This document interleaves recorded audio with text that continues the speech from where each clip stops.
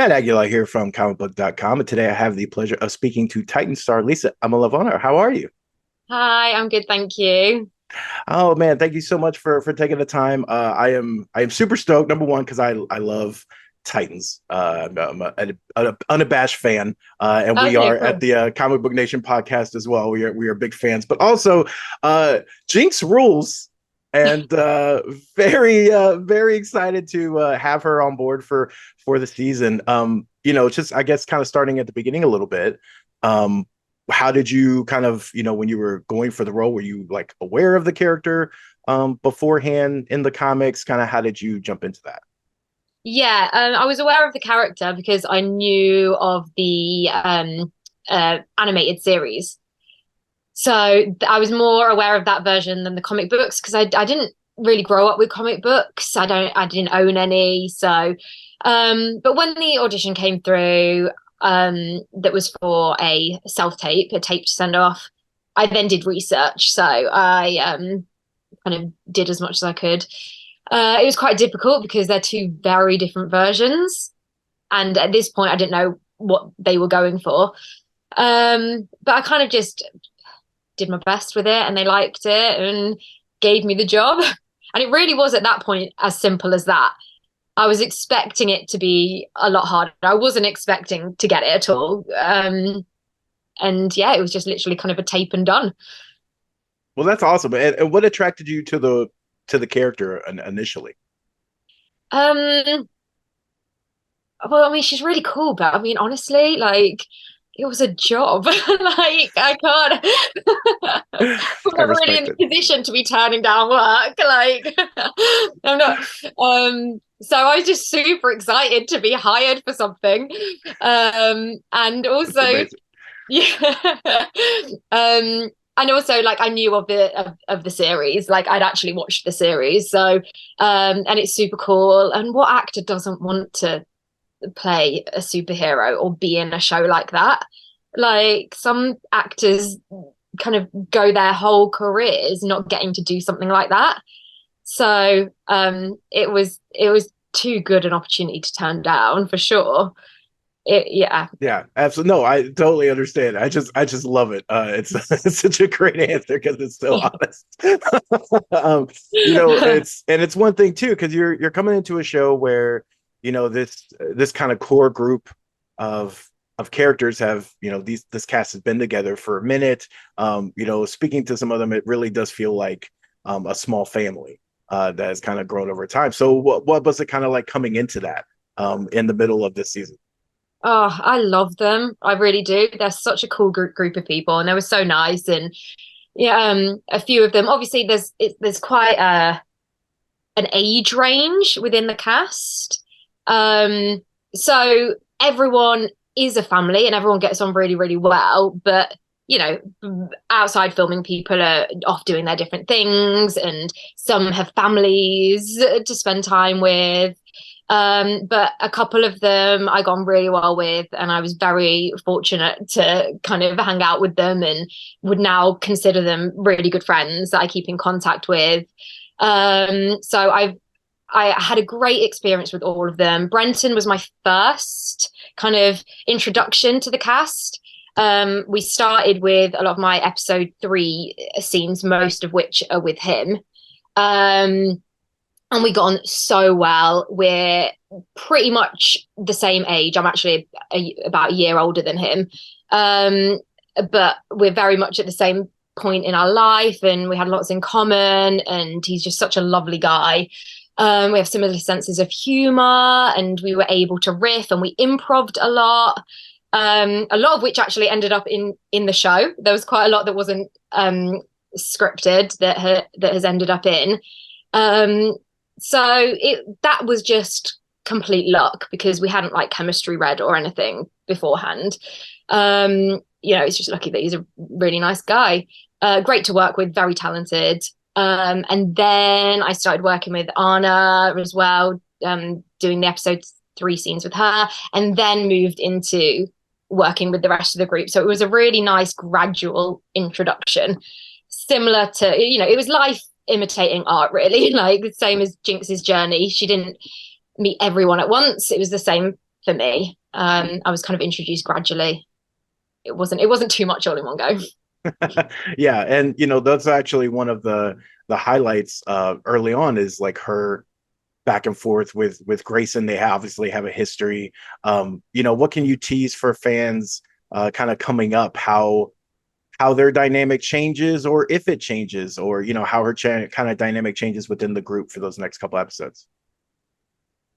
I think the fans have already been promised, so I don't think this is a spoiler, but they've already been promised Dick and Corey stuff and that route, and they will get that. So in terms of relationship between Dick and Jinx, there isn't really any. It kind of, that was in the past. It didn't work out so well. Jinx lost her Dick a big case. Jinx ended up in prison. Like, they're probably not, right for each other. But they do remain close, for sure. It just develops more into friendship and allyship, really. Well, and it seems too that she's, a little, closed off at the beginning. I mean, she has history with Dick, so it's a little different. But for like the rest of the team, like, she kind of, it's the humor, right, keeps them a little at bay, and then it seems like over time she really kind of opens up to them and starts to kind of really like being around this group. Absolutely. She's been on her own for so long. I mean, she's been in solitary for a couple of years. Like, she's not used to being around a group of people, really, and she's just kind of figuring out how that works. And I think she's still at the point of what's aired so far. She's still at the point of like, how can this benefit me? It's not completely selfless. Right. But there is room to grow, and I won't give anything away. She'll either grow more into that or realize it's not for her and go the other way. We'll see.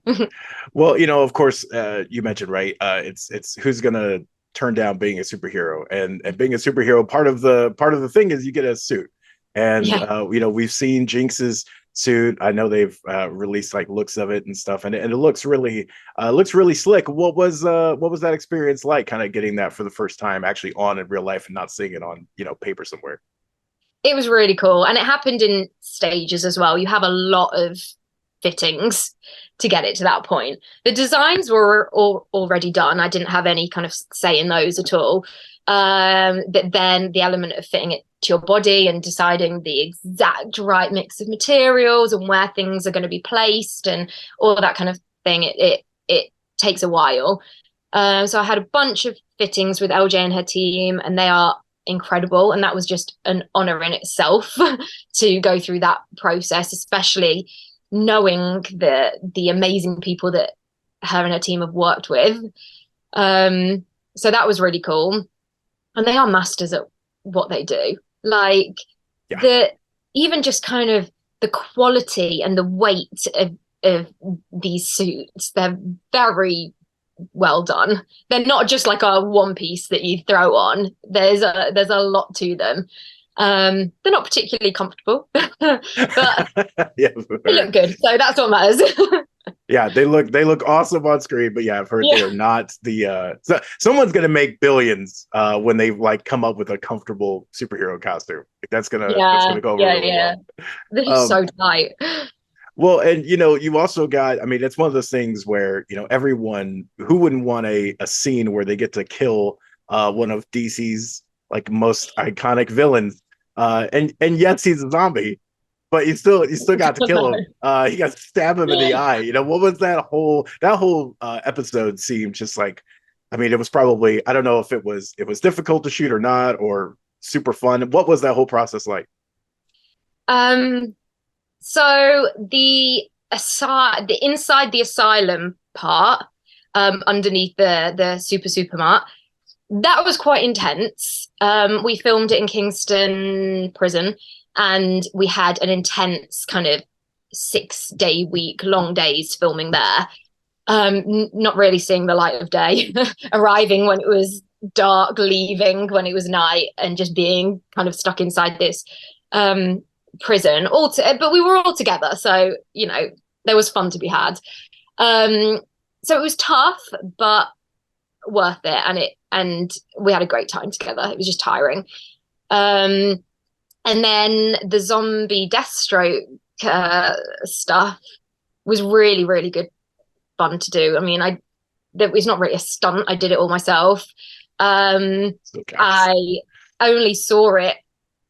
I haven't, I'm not watching the episodes in advance, so I only saw it the other day and was pleased with how it turned out. The gun bit where I take the gun, that wasn't in the script. That was just I figured she'd take the gun because she's a thief and she'd want to make a buck out of it. So I took the gun, they ran with it, and then me and Brenton played with that as well in the car. I get in the car, he notices I've got the gun.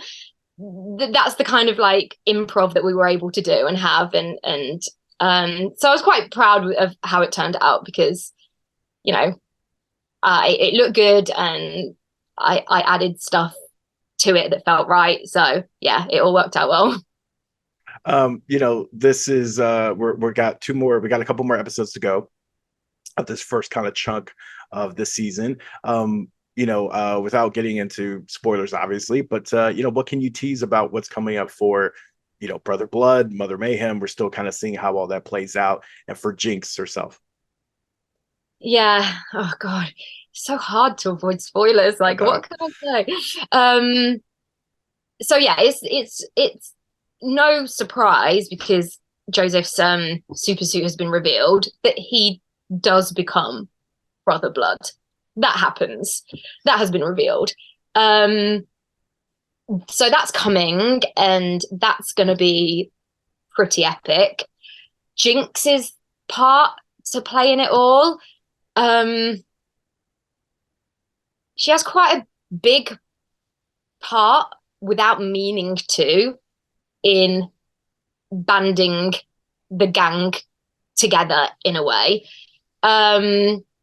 She acts very much on instinct. Potentially goes against what she should be doing, really. But I don't think she causes anything too terrible. The inevitable, it would have happened anyway. It's not Jinx's fault. But other than that, there's not really anything that I can say. I'm just being super vague about it. No, I understand. Well, thank you so much for joining us, and we can't wait to see the rest of the season. And of course, you can check out Titans on HBO Max right now.